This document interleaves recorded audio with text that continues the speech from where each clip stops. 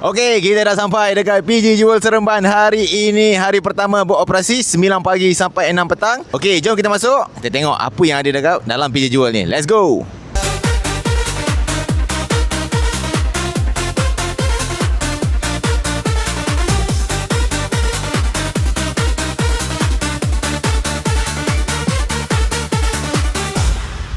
Ngaksin mas, ingat serujang publikut pilihan kita jom. Tak perlu modal besar, tak perlu tunggu kaya.